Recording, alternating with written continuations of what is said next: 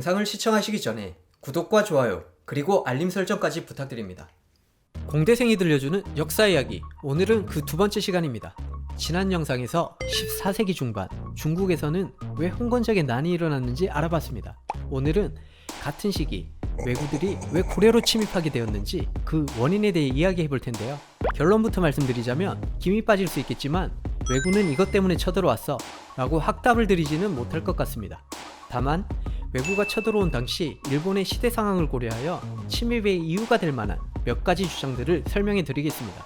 왜구가 침입하게 된 원인을 설명드리기 전에 일본의 남북조 시대 개간에 대해 먼저 이야기할 겁니다. 여기에는 두 가지 이유가 있는데요. 첫째는 당시 일본의 시대 상황을 알아야 침입 배경에 대해 쉽게 이해할 수 있을 거라고 생각하고요. 둘째는 역사 이야기를 들려드리는 채널인 만큼 그 목적에 충실하기 위해서입니다. 그럼 두 번째 역사 이야기 시작하겠습니다. 일본은 우리나라와 다르게 천황이라고 하는 독특한 존재가 있습니다. 실제 권력을 쥐고 나라를 좌지우지하는 지위가 아니라 단지 일본을 통합하는 상징적인 존재로서의 의미가 크죠. 하지만 일본 건국 초기에는 이 천황이 군주로서 통치권과 통수권을 장악했었어요. 그러다가 헤이안 시대 중엽에 이르러 일본을 지탱하고 있던 율령제가 붕괴되고 중앙집권체제가 무너지기 시작합니다. 이때부터 귀족들은 토지를 모으고 이를 지키기 위해 무사들을 고용하기 시작하죠. 이렇게 장원제도가 발달하면서 귀족들의 힘은 더욱 커지게 되고 상대적으로 천황의 입지는 좁아지게 됩니다. 이후 천황과 귀족들 사이에 대립과 갈등이 발생하고 양측에서는 힘을 키우기 위해 서로 무사들을 고용함으로써 무사에 대한 수요가 급증하게 됩니다. 이런 이유로 무사들의 힘이 커지게 되면서 급기야 무사 가문도 등장하게 돼요. 대표적인 가문이 미나모토 가문과 다이라 가문입니다. 천황과 귀족들 간의 갈등으로 혼란스러운 상황 속에서 무사 가문들 간의 패권 다툼이 발생하게 되죠. 그 결과 1185년 미나모토 가문이 다이라 가문을 쳐부수고 승리하게 됩니다. 그리고 1192년 미나모토노 요리토모는 가마쿠라에 막부를 설립하게 되는데 이것이 가마쿠라 막부의 시작이죠. 가마쿠라 막부를 설립한 미나모토노 요리토모는 쇼군이 됩니다. 이렇게 수립된 무사 정권은 이때부터 19세기 에도 막부까지 이어지게 되죠. 가마쿠라 막부 시대에는 조정은 교토에 있고 막부는 가마쿠라에 있는 이원 정치 체제가 만들어집니다. 사실상 모든 실권은 막부가 손에 쥐고 천황은 허수아비로 전락하게 되죠. 가마쿠라 막부를 설립한 미나모토모 요리토모는 1199년에 사망하게 됩니다. 그리고 아들인 요리이에가 2대 쇼군이 되는데 소위 막장짓을 많이 벌려요. 그러자 요리토모의 아내인 호조 마사코는 요리이에의 권력을 제한하기로 결심하죠. 요리이에의 독재를 막고 고케닌 13인에 의한 합의제가 실시됩니다. 이후 권력 다툼이 치열하게 벌어지는데 결과만 말씀드리자면 쇼군의 계보는 3대로 막을 내리고 대신 시켄이 쇼군의 권력을 대신하게 됩니다. 이대 시켄인 호조 요시토키가 실세가 되죠. 이렇게 호조 가문이 득세하던 1274년과 1281년 두 차례에 걸쳐 여몽연합군이 일본을 침공하게 됩니다. 그리고 두 번의 침공 모두 태풍으로 인해 실패하게 되죠. 하지만 태풍 때문에 실패했다? 이 말은 반은 맞고 반은 틀려요. 제가 즐겨보는 유튜브 채널 중에 토크멘터리 전쟁사라는 채널이 있는데 이 부분을 다룬 영상을 참고하시면 많은 도움이 될 겁니다. 여몽연합군의 침공을 막아낸 호조 가문의 권위는 더욱 높아지게 되고 천황은 껍데기만 남게 되죠. 안 그래도 허접한 이 천황 가문은 더군다나 내분이 일어나면서 두 패로 갈라집니다. 지명원통과 대각사통으로 갈려요. 그리고 서로 자신들이 찐이라고 우기며 싸웁니다. 이를 지켜보던 호조 가문은 이들 그만 싸우고 한 번씩 돌아가면서 천황하라고 규칙을 정해주죠. 이러한 상황 속에서 1318년 고다이고가 31살의 나이로 천황에 즉위합니다. 지금부터는 이 고다이고 천황을 중심으로 이야기가 전개될 거예요. 고다이고는 천황 자리를 자신의 아들에게 물려주고 싶었습니다. 그런데 임기가 끝나면 형의 아들인 구니요시에게 천황 자리를 넘겨줘야 했죠. 그래서 정통성 회복이라는 대의명분을 세우고 가마쿠라 막부에 두 차례 반란을 일으킵니다. 첫 번째 반란은 1324년에 모의를 했는데요. 반란 계획이 사전에 발각되면서 히노 스케토모라는 자신의 오른팔이 처형당하게 됩니다. 이 사건을 소추의 변이라고 합니다. 이 사건을 계기로 막부에서는 고다이고에게 천황 자리를 넘기라고 요구하게 되죠. 하지만 고다이고는 그럴 생각이 1도 없습니다. 1331년에 또 한 번 반란 계획을 세우게 돼요. 근데 이번에도 또다시 사전에 발각이 돼요. 한 번은 용서받았지만 두 번은 용서가 안 되겠죠. 이번에는 막부에서 병력을 보내 고다이고를 체포하려고 합니다. 그러자 고다이고는 궁녀로 변장을 하고 궁을 탈출해서 가사키산으로 빤스런합니다.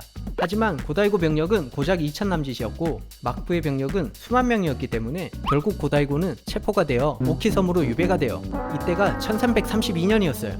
한편 구스노키 마사시게라는 무사가 거병을 하여 고다이고를 돕게 됩니다. 마사시게는 오늘날 일본에서 충신의 대명사로 추앙받는 인물이에요. 라이즈 오브 킹덤즈라는 게임에도 캐릭터가 있더라고요. 마사시게는 아카사카 성에서 소수의 병력으로 막부의 병력과 사투를 벌입니다. 산악지형을 이용해서 통나무를 굴리고 뜨거운 물도 퍼부으면서 완강하게 저항을 해요. 하지만 장기간 항전은 불가능하다고 판단하고 성에 불을 지르고 자살한 것처럼 위장을 합니다. 그리고 얼마 후인 1332년 11월 마사시게는 또다시 거병을 해요. 이번에는 치하야 성에서 막부의 대군을 상대로 무려 90일간 저항을 합니다. 마사시게 군대가 잘 싸우고 있다는 소식이 전국에 퍼지면서 눈치만 보던 무사들이 일제히 봉기하여 고다이고의 편에 서게 됩니다. 이에 가마쿠라 막부는 당황하게 되고 그 사이 고다이고 천황은 오키섬을 탈출하게 됩니다. 탈출에 성공한 고다이고는 센조산에서 전국 각지로 막부 타도에 지령을 내립니다. 고다이고의 군대는 시간이 갈수록 강성해지죠. 이를 저지하기 위해 가마쿠라 막부는 아시카가 다카우치라는 무사를 사령관으로 임명하고 대규모 토벌대를 출전시킵니다. 하지만 당시 다카우지는 막부와 트러블이 있는 상태였어요.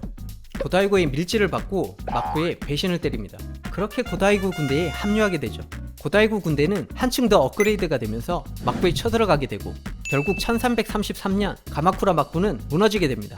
1331년 고다이고 천황이 막부 반란을 일으킨 때부터 1333년 가마쿠라 막부가 멸망할 때까지 이 일련의 사건들을 개코의 난이라고 부릅니다. 다시 권력을 손에 쥐게 된 고다이고 천황은 아시카가 다카우치를 MVP로 선정하고 후한상을 내리죠. 또 구스노키 마사시게 역시 파격적인 승진과 함께 상을 내립니다. 하지만 이들 외에는 전반적으로 무사 계급에 대한 포상이 굉장히 박해요. 뭐 여기까지는 그렇다 치더라도 이와는 대조적으로 귀족들에게는 포상이 굉장히 후했던 겁니다. 무사들이 왜 고다이고 천황을 지지했겠습니까? 천황에 대한 충성심? 그딴 게 있을까요? 물론 소수는 있었겠죠. 하지만 대다수의 사람들은 전공을 세우고 승리에 대한 대가를 원했을 뿐입니다. 다수의 사람들은 자신의 위치에서 가장 이득이 되는 방향으로 움직일 뿐이니까요. 한 것도 없는 애들이 성과급 잔치를 벌이고 있고 열심히 싸운 무사들은 대우가 형편없으니 고다이고 천황의 지지율은 당연히 떡락. 고다이고 천황의 건무신정은 고작 2년이 채 못되어 실패하게 됩니다. 사실 다카우지는 미나모토 가문의 명문가 출신이었습니다. 그는 자신의 가문이 실권을 장악하는 정권 수립이 목표였죠. 그 때문에 고다이고와 마찰이 벌어지게 됩니다. 틈이 생기죠.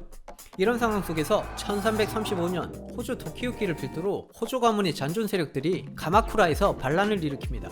이들은 다카우지의 동생인 타다요시의 군대를 쳐부수게 되죠. 다카우지는 동생이 맞았다는 소식을 듣고 열이 받습니다. 직접 복수를 하려고 하고 이때 고다이고 천황에게 자신을 쇼군에 임명해달라고 요구합니다. 하지만 고다이고는 이를 거절해요. 빡친 다카우지는 고다이고의 승인도 받지 않은 채 출병을 하게 돼요. 그렇게 가마쿠라로 진군한 다카우지는 호조의 잔존 세력들을 참교육시키고 가마쿠라를 탈환합니다. 이것을 나카센다이의 난이라고 합니다. 그리고 이때 다카우지는 고다이고를 배신 때리기로 결심합니다. 다카우지는 교토로 진군해서 고다이고의 군대와 싸움을 벌이다가 규슈 지역으로 작전상 후퇴를 합니다. 규슈에서 다카우지는 지명원통의 고곤덴노와 손을 잡습니다. 그리고 규슈에서 세력을 확장한 다카우지는 1336년에 다시 한번 교토로 진격하게 되고 마사시게 군대와 처절하게 사투를 벌입니다.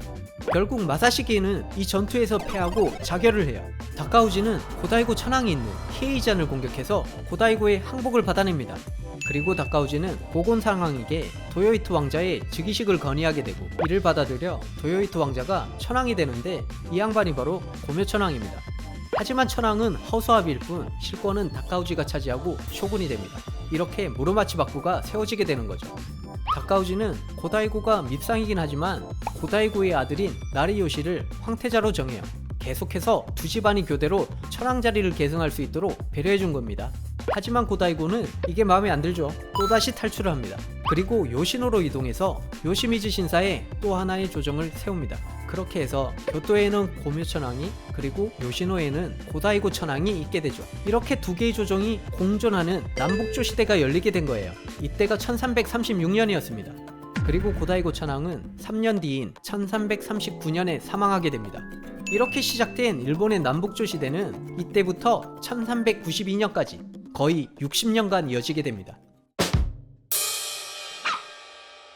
자, 여기까지가 일본 남북조 시대가 열리게 된 배경 설명이었습니다. 그렇다면 이제 왜구가 왜 고려로 침입했는지 여러가지 주장에 대해 이야기해 볼게요. 첫 번째는 남조와 북조로 나뉘어 내분이 일어난 상황에서 중앙 통제가 불가능해지자 지방 곳곳에서 왜구들이 미친듯이 날뛰었다라는 주장입니다. 포괄적이기는 하지만 충분히 설득력 있는 주장이죠. 두 번째는 동아시아의 힘의 공백기가 발생하여 왜구들에 대한 억제력이 부재했다는 주장입니다. 사실 왜구들이 미친듯이 날뛰어도 상대가 겁나 세다면 자연스럽게 분노 조절 장애가 치료되었을 겁니다. 실제 원나라가 강성하던 시기에 왜구는 단 한 차례만 고려로 침입했습니다. 그런데 1350년 이후 원나라가 쇠퇴하면서 동아시아의 힘의 공백기가 생기게 되죠. 1350년 경인년 왜구를 시작으로 조선이 건국되는 1392년까지 40여 년 동안 왜구는 무려 394차례나 고려를 침공하게 됩니다. 동아시아의 힘의 공백기, 이것도 또 하나의 이유가 될 수 있을 겁니다. 세 번째는 남조와 결탁한 규슈 지역의 왜구들이 이 시기 왜구의 실체라는 주장입니다. 왜구들이 오합지졸이 아니라 전문적인 군대를 방불케 한다는 사실이 이 주장에 힘을 더합니다. 북조와 싸우기 위해서는 군량미가 필요했을 테고 군량미 약탈을 목적으로 고려에 침입한 것이 왜구라는 얘기죠. 번외로 일본 학자들 사이에서는 왜구의 실체는 일본인뿐만 아니라 일본인, 고려인, 중국인이 모두 뒤섞여 있는 다국적 군이다 라는 주장이 있습니다. 실제 육룡이 나르샤라는 드라마에서도 가외, 즉 가짜 왜구가 묘사되기도 했는데 이런 가짜 왜구들과 진짜 왜구는 그 결이 다르죠. 상식선에서 생각해봐도 다국적 군이 일사불란한 명령체계에 따라 움직이는 정예군대가 되기는 힘들 겁니다. 그리고 이런 다국적 왜구가 한반도와 중국은 쳐들어가고 왜 일본은 안 쳐들어갔을까요? 네, 이건 개소리니까 그냥 못 들은 걸로 하시죠. 여기까지가 14세기 왜구들이 고려로 침입하게 된 원인에 대한 여러가지 주장들이었습니다. 이후로 제가 영상에서 왜구들의 침입을 다루게 될 때 참고가 되었으면 좋겠습니다. 시원한 답을 드리지는 못했지만 재밌게 시청하셨나요? 다음 영상에서는 14세기 고려의 상황에 대해 알아보도록 하겠습니다.